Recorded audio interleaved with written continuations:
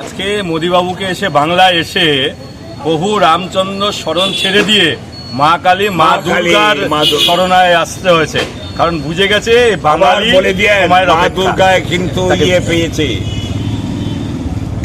আরে না, মা দুর্গা কিন্তু বাংলার বুকে ওই যে না হেরিতে আছে, এটা মহত্মা গান্ধী করেছে।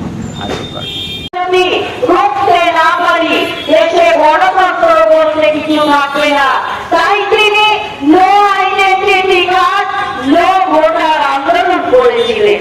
কে জানতো যে আন্দোলন করতে গেলে মানুষকে শহীদ হতে হবে, ভালো কথা বলতে গেলে মানুষকে শহীদ হতে হবে, বাংলার কথা বলতে গেলে মানুষকে শহীদ হতে হবে। আমাদের জানা ছিল না।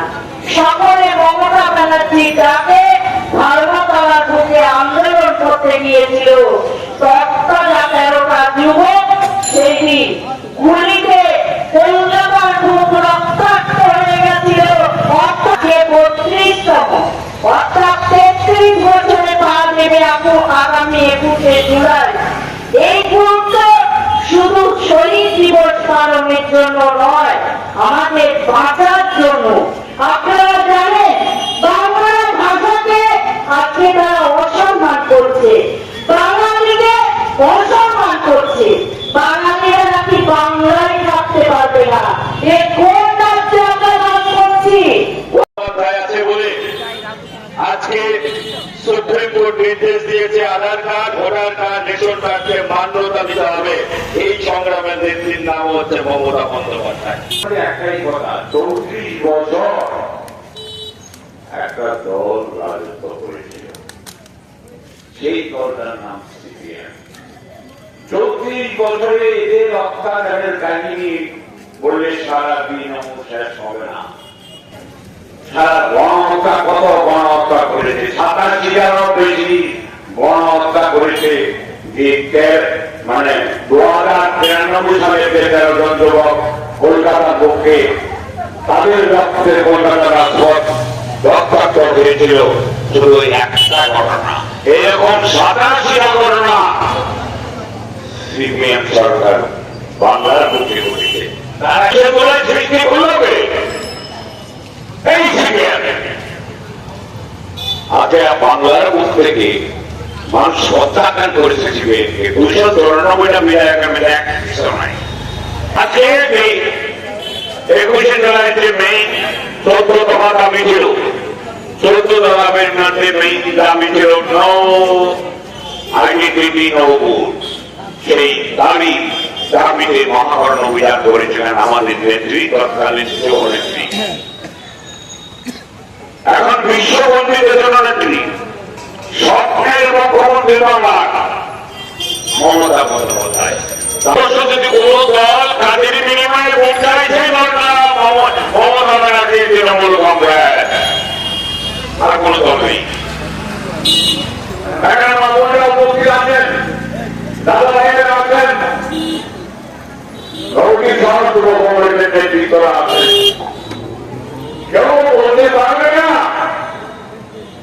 যে তৃণমূল কংগ্রেসের নেত্রী মমতা বন্দ্যোপাধ্যায় সাধারণ মানুষের জন্য এই কাজ করে গেছেন।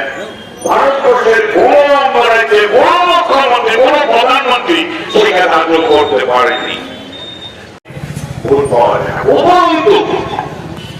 গত পার্লামেন্ট পরে যে সরকার গঠিত হইল কেন্দ্রে, এই সরকার কিন্তু ঝুলন্ত সরকার চলছে।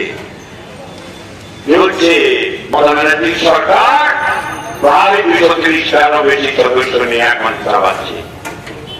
অনেক বড় বড় কথা বলতে হয়। অর্থাৎ আমি বাঁচলাম কি করি? মমতা বন্দ্যোপাধ্যায় যে সমস্ত সুযোগ সুবিধা মা বোন থেকে আরম্ভ করে গরিব মানুষের জন্য তিনি গিয়েছেন, সেটা বিজেপি আসলে পাবেন না। আমাদের পাহাড়া মমতা বন্দ্যোপাধ্যায় সৈন্যরা যুদ্ধ করে, যুদ্ধক্ষেত্রে বুকে বুলেট প্রুফ পড়ে, আর আমরা মনে করি মমতা ব্যানার্জি সংবিধান যদি আমাদের পক্ষে থাকে, গুলি ঢুকবেন আমাদের পক্ষে। তিনি বুলেট প্রুফ মুখ্যমন্ত্রী, বুলেট প্রুফ মুখ্যমন্ত্রী। সরকার নোটিশ করে বাংলায় বসবাস করছে বিনা টাকা, তাকে নোটিশ করছে তুমি ডিটেনশন ক্যাম্পে আসো। কত বড় সাহস, অসভ্যতা! আসাম সরকার বাংলাদেশ বাঙালিকে, এই সরকারকে তিনি একবার এখানে প্রবেশ দেন, দিয়ে তারা নিজে বুঝিয়ে নেবেন। মমতা ব্যানার্জি জীবন নিয়ে রাজনীতি করে আপনাদের জন্য, সাধারণ মানুষের জন্য। একটা উদাহরণ দিতে পারবেন না তার বিরুদ্ধে যে সাধারণ মানুষের ভয়ে তিনি কোনো কথা বলেন। 21শে জুলাই ঐক্যের গঠনের এটা আমাদের শহীদ দিবস, ইলেকশন বুঝে নয়। আমি ইলেকশন সামনে সবমিলিয়ে ইলেকশন আছে বলে ইলেকশনের বিষয়ে কথা বললাম। ভুল একটা করবে সকলের সর্বনাশ হবে। বিরুদ্ধে আমাদের সমবেত লড়াই, সমস্ত জনগণের লড়াই, বিজেপি, সিপিএম, কংগ্রেস তিনটার বিরুদ্ধে লড়াই। এইটাই জনস্বার্থ বিরোধী। কংগ্রেস বহুদিন রাজত্ব করেছে বাংলায়, সাধারণ মানুষের কিছু হয়নি। বিজেপি তো দৌড়ারি, সিপিএম ৩ বছর করেছে, কিছুই হয়নি। আর বিজেপি অনেক রাজ্য শাসন করছে, সেখানেও দুরবস্থা। ভিন রাজ্যে বসবাসকারী 2 মতুয়া রানাঘাটের তারা ভোটার, তারা দাবি করেছে বিজেপিকে ভোট দিয়ে চরম ভুল করেছে। আজকে কিছুক্ষণ আগে সুরজিৎ সাহেব বলছিল প্রাচীন মায়াপুরের এই বিদ্যালয়ের একটা ছাত্রী বুক বেঁধে থাকে, শোনেন?